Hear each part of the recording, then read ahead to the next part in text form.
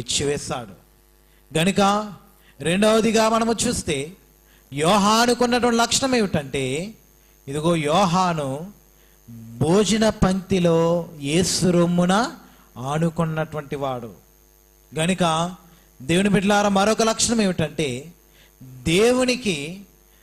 దేవుని రొమ్మున ఆనుకున్నటువంటి ప్రియ శిష్యుడు ఎవడంటే యోహాను. గనుక ఈ దినమున మనము ఎవరి మీద ఆనుకోవాలి? దేవుని మీద ఆనుకోవాలి. దేవుని మీద ఆధారపడుట ద్వారా దేవుడు సమస్తమును మనకి ఇచ్చివేసేవాడై ఉన్నాడు.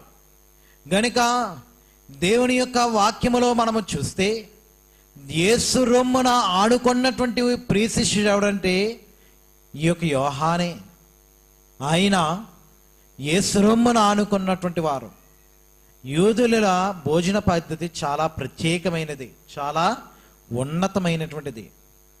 వారు భోజనము చేయటానికి మరి చక్కనటువంటి ఒక స్థలం ఏర్పాటు చేసుకుంటారు, ఒక సమయము కేటాయిస్తారు. వారే పరుపుల మీద కూర్చుండి వారు ఎంతో నెమ్మదిగా భోజనమును భుజిస్తూ ఉంటారు. వారి యొక్క భోజనాచారములు చాలా ఉన్నతమైనవి. మనమైతే భోజనము తినడానికి గబగబా తినివేస్తాము, కానీ వారు ఆ భోజన పంక్తిలో వారు చక్కనటువంటి మరి కుటుంబం అందరితో కలుసుకుని ఒకచోట కూర్చుని ఆ యొక్క భోజనము ఆరగిస్తూ వారందరితో ఎంతో సంతోషముగా ఆ యొక్క భోజనమును చేస్తారు. మరి మనమో ఏమండి, మన భోజన సంగతి తెలిసిందే. గనుక ఈ యొక్క యూదుల యొక్క భోజనము ఆ రీతిగా కనపడుతున్నది. అలాగునని యేసు ప్రభు శిష్యులతో భోజనమును కూర్చొనినప్పుడు యేసు కూర్చున్న మరి స్థలము దగ్గర నుండి ఒక్కరుగా కూర్చోగానే వారందరూ ఒక పంక్తిగా కూర్చుని ఒకరికొకరు ఒరిగి కూర్చుని ఇలాగన వరుసగా కూర్చునేటప్పటికంట యోహాను యొక్క శిరస్సు అంట ఎక్కడికొచ్చి ఆగేదంటే యేసు రొమ్మున ఆనుకుని ఆ యొక్క శిరస్సు యేసు రొమ్మున ఆనుకుని ఆగేదంట. గనుక వీరందరూ కూర్చుని ఒరిగి వారే భోజనము చేస్తూ ఉండేవారు. యేసు మాటలకు వారు మైమర్చిపోయి ఆ భోజన పంక్తిలో కూర్చుండి ప్రభు యొక్క మాటలు వినిచు ప్రభుని ధ్యానము చేస్తూ ప్రభు పలికినటువంటి మాటలను భద్రపరుచుకుంటూ ఎంతో సంతోషకరముగా వారు భుజించేవారంట. గనుక మరి అటువంటి మహిమ కలిగినటువంటి స్థితి మరి శిష్యులైన వారిది. వారు ఎంత ధన్యులో. గనుక దేవుని బిడ్డలారా, యేసు మాటలు వింటే ఆ మాటల యొక్క మాధుర్యము మనమే మైమర్చిపోతాము. గనుక ఆయన యొక్క మాటలే ఎంతో మధురమైనటువంటివి. గనుక మరి అయ్యగారు ఒక కీర్తనలు రాస్తారు, యేసు నీ తలపెంతో హాయి. గనుక ఆయన వ్రాసినటువంటి కీర్తనలో మరి చక్కనటువంటి మాట రాస్తారు, యేసు నీ తలపే నాకు ఎంతో హాయి. గనుక ఆయన యొక్క తలంపే ఎంతో హాయి. గనుక ఆయన యొక్క మాటలు మాధుర్యము కలిగినటువంటి మాటలు. గనుక శిష్యులైన వారు అవి భద్రపరుచుకుంటూ ఉండేవారు. గనుక ఆ రీతిగా శిష్యులైన వారే 3.5 సంవత్సరములు యేసు మాటలను భద్రపరుచుకునుచు యేసు ముఖకాంతిని చూస్తూ యేసు యొక్క మహిమను ఆ మహిమ కలిగినటువంటి మాటలను వింటూ ఉన్నటువంటి శిష్యులు ఎంత ధన్యులో. ఈ దినమున మనము కూడా ఆరాధనలోనికి వచ్చిన మనము దేవునిని నిదానించి చూచినప్పుడు ఆ యొక్క వాక్యం యొక్క మాధుర్యము మనం అందుకోగలము. గనుక దేవుని బిడ్డలారా, ఈ లోకములో ఆయా స్థలాలలో మరి ఆయా శ్రమలలో అలమటిస్తున్న వారికి ఇదిగో దేవుడే దేవుని యొక్క మరి రొమ్మున ఆనుకుంటే మనకేం కలుగుతుంది? ఓదార్పు కలుగుతుంది, ఆదరణ కలుగుతుంది. గనుక నీ శ్రమలలో ఉన్నవారులారా, బలహీనతలలో ఉన్నవారులారా, వ్యాధులలో ఉన్నవారులారా, సమస్త భారమును మోయించిన వారులారా, ఈ దినమున యేసు రొమ్మును ఆనుకొనండి. ఆయన రొమ్మును ఆనుకొనిటే, యేసుపై ఆనుకొనిటే నీకు హాయి అని రాస్తూ ఉన్నాడు. గనుక చాలామంది లోకం మీద ఆనుకుంటూ ఉంటారు, లోక ధనభోగ భాగ్యముల మీద ఆనుకుంటూ ఉంటారు, లౌకికము మీద ఆనుకుంటుంటారు. కానీ ఈ దినమున నీవు ఆనుకొనవలసింది ఎక్కడ? ఏమండి, ఎక్కడ? యేసు రొమ్మును ఆనుకునే వారిగా ఉండాలి. ఇటువంటి యోహాను ఇక్కడ ఒక మాట రాస్తూ ఉన్నాడు. మనం చదువుకున్న వాక్య భాగం మరలా ఒకసారి చదువుకుంటే, మీ సహోదరుడును, మొట్టమొదటిగా ఏమని సంబోధిస్తున్నాడు అనగా మీ సహోదరుడు. మనం చదువుకున్న వాక్య భాగంలో మరి 7 మాటలు ఇమిడి ఉన్నవి. మనం చదువుకుంటే, మీ సహోదరుడును యేసును బట్టి కలుగు శ్రమలోను, రాజ్యములోను, సహనములోను పాలివాడనైన యోహాను అను నేను దేవుని వాక్యము నిమిత్తమును యేసును గూర్చిన సాక్ష్యము నిమిత్తము పద్మాసు ద్వీపమున పరవాసినైతినను రాస్తూ ఉన్నాడు. దీనిలో మనకు కనపడుతుంది ఏమిటంటే, మొట్టమొదటిగా ఏమని సంబోధిస్తున్నాడు అనగా మీ సహోదరుడును. ఏమని సంబోధిస్తున్నాడంట? ఎవరు సహోదరుడైనా? ఏమండి, ఏమని రాస్తున్నాడు? మీ సహోదరుడును అని రాస్తూ ఉన్నాడు. గొప్ప అంతస్తు కలిగినటువంటి యోహాను వ్రాస్తున్నటువంటి మాట ఏమిటంటే మీ సహోదరుడు. ఏమవుతున్నాడు మనకేమవుతున్నాడు? ఆయన సహోదరుడు అవుతూ ఉన్నాడు. క్రీస్తు యేసును విశ్వసించి అంగీకరించిన ప్రతి వారు క్రీస్తును బట్టి ఏమై ఉంటారంట? సహోదరులై ఉంటారు. గనుక యేసు ప్రభు ఏం బయలుపరచడానికి వచ్చాడు? ఏమండి, నరులకు తండ్రి దేవుడనే వరుసను బయలుపరచడానికి వచ్చాడు. ఆ వరుసను బట్టి ప్రభు మనకేమవుతారు? ఏమండి, సహోదరుడే. గనుక మనం పాడుకుంటూ ఉంటాం, యెహోవా మా తండ్రి కాడ, యేసు మా అన్నా కాడ అని పాడుతూ ఉంటాము. గనుక తనువును బలిపెట్టే అన్న, తప్పులను విడగొట్టే తండ్రి. గనుక ఈ దిన మన మానవాళనందరినీ ఇదిగో మన పాపములను తీసివేయడానికి యేసు ప్రభు మనకు ఎలా వస్తున్నాడు? ఆయన సహోదరుడిగా వస్తూ ఉన్నాడు.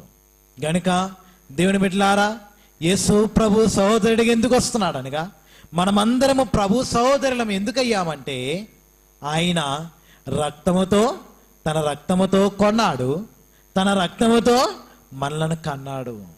గనుక ఇటువంటి ప్రభు మనకేమై ఉన్నాడు? సహోదరుడు. గనుక బైబిల్ గ్రంథంలో రాస్తూ ఉన్నాడు, మోషే వంటి ప్రవక్తను మీ సహోదరులో నుండి ఏం చేస్తాడంట? పుట్టిస్తానని వాగ్దానం చేస్తూ ఉన్నాడు దేవుడు.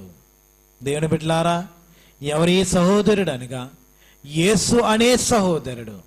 యేసును బట్టి యోహాను కూడా ఏమవుతున్నాడు? మనకి సహోదరుడని వరుసలోనికి వస్తూ ఉన్నాడు. గనుక దేవుని బిడ్డలారా, ఈ దినమున మనం అందరము సహోదరులు, ఒక్క తండ్రి బిడ్డలము. గనుక దేవుని బిడ్డలారా, సహోదరులైన మనలను ఇదిగో ఆయన యొక్క రాజ్యం వారసులుగా చేస్తూ ఉన్నాడు. ఎవరి సహోదరుడు అనగా యేసు అనే సహోదరుడు. గనుక ఆ వరుసతో పెట్టి పిలుస్తున్నాడంట యోహాను. ఏమని రాస్తున్నాడు? చదవండి.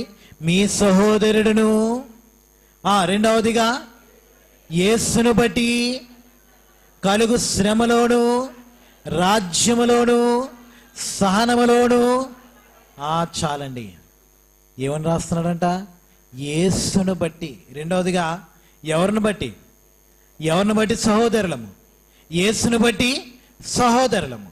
గనుక రెండవది పాలివాడును అంటున్నాడు. ఏ పాలివాడినా? ఏమంటే పాలివాడుననే సంగతిలో 3 విషయాలు చెబుతూ ఉన్నాడు. యోహానే 3 విషయాలలో పాలివాడయ్యాడంట. మొట్టమొదటిగా శ్రమలో పాలివాడయ్యాడు, రెండవది రాజ్యములో పాలివాడయ్యాడు, మూడవది సహనములో పాలివాడయ్యాడు. దేవుని బిడ్డలారా, ఈ దినమున ఈ 3 మనకు అవసరం. మనం కూడా ప్రభు యొక్క సహోదరుల వరుసలోనికి రావాలంటే దేనిలో పాలివారవ్వాలి? ఏమండి, మొట్టమొదటిగా యేసును బట్టి శ్రమలో ఏమవ్వాలి? పాలివారం అవ్వాలి. ఎవరిని బట్టి శ్రమలో? యేసును బట్టి శ్రమలో. మరి యోహానికి ఆయన కలిగినటువంటి శ్రమలకు, ఆయన రాజ్య సువార్త చేస్తున్నప్పుడు ఆయన కలిగినటువంటి శ్రమల కంట విసుక్కొనక సువార్త పని చేస్తూ ఆయన యొక్క శ్రమలలో సహించుకొనుచు యోహానంట యేసును బట్టి శ్రమలలో ఏమయ్యాడు? పాలిభాగస్థుడయ్యాడు. గనుక ఇక్కడ అంటున్నాడు యేసును బట్టి శ్రమలలో అని రాస్తూ ఉన్నాడు. ఎవరిని బట్టి శ్రమలు వస్తాయి? ఏమండి, యేసును బట్టి శ్రమలు వస్తాయి. ఈ లోకములో మంచిని అనుసరిస్తే శ్రమలు వస్తాయి, నీతిని అనుసరిస్తే శ్రమలు వస్తాయి. ఈ శ్రమలు కూడా ఓ ఉపకారమే అన్నారు దైవజనుడు. గనుక నేడు నీకు నాకు కూడా శ్రమలనేవి వస్తున్నవి. గనుక యేసును బట్టి మనకు శ్రమలు వస్తాయి. శ్రమలు వస్తేనే కానీ మనం ఎవరు మానవుడు కాలేము? దైవ మానవుడు కాలేము. మానవుడు దైవ మానవుడు కావాలంటే ఏం పొందాలి? శ్రమలనేవి పొందాలి. గనుక అయ్యగారు రాస్తారు, మానవులకంట దేవుడిచ్చు బహుమతి ఏమిటంటే శ్రమ. ఈ మాట అంటే ఎవరు బహుశా దేవుని యొద్దకు రారేమో, కానీ దేవుడు చెప్తున్న మాట, శ్రమ చాటును ఏం దాచించాడు?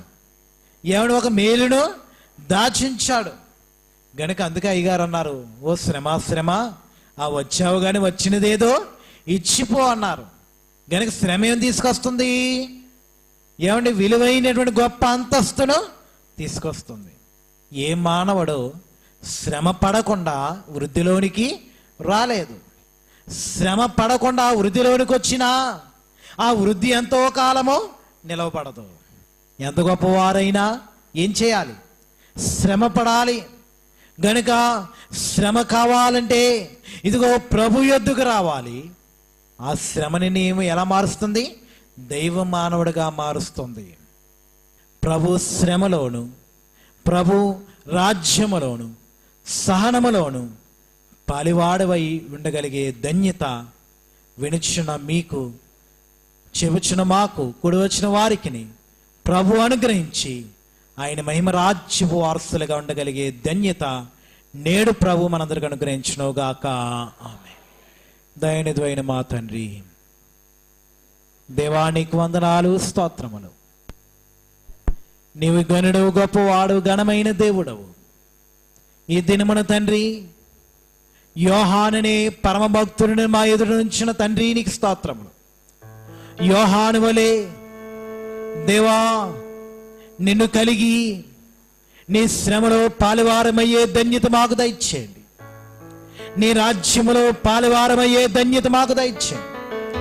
నీ సహనములో పాలువారమయ్యే ధన్యత నేడు మాకు దయచేయండి. దేవా, ఎందరైతే లోకములో ఆనుకొని ఉన్నారో వారినందరినీ సమయమందు నీ వాక్యము చేత పట్టుకొని నీ వాక్యముతో నింపి నీ వాక్యముకు అనుగుణ్యమైనటువంటి జీవితము నిబడలేని వారికి అందించి దేవా నేను కలిగి జీవించే ధన్యత నేడు మా అందరికీ అనుగ్రహించి మహిమను పొందమని మా కొరకు నేడు వాక్యమై నేడు మా మధ్యకు దిగి వచ్చి మాతో మాట్లాడిన యేసు నామమున వేడుకొనుచున్నా పరమ తండ్రి, ఆమేన్. దీవెనా యేసయ్య దీవెనా, దీవెనా యేసయ్య దీవెనా.